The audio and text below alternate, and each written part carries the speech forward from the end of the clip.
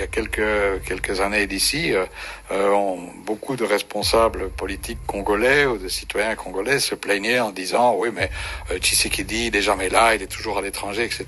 Je vais simplement faire remarquer ceci. Il y a toute une époque, et je vais au Congo depuis longtemps, le Congo on en parlait, on le décrivait comme étant un enfant perdu.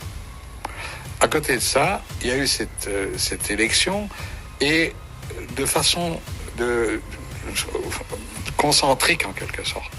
Et il a rencontré, pour un chef africain d'un pays de 110 millions d'habitants, le premier visiteur à qui il est allé voir, c'était le voisin du Rwanda. Puis il a rencontré les autres.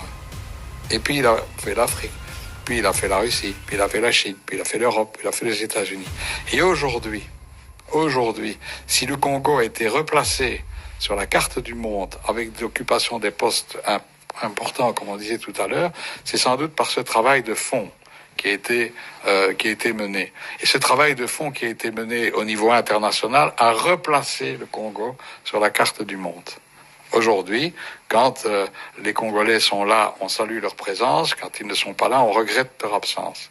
Et ça, je crois que c'est important. Et ça a été bien perçu aussi par les interlocuteurs venus d'ailleurs, qu'ils soient de Chine, qu'ils soient de Russie ou qu'ils soient des États-Unis. Ils ont affaire à un interlocuteur qui, effectivement, maîtrise son pays, en ce compris aussi les richesses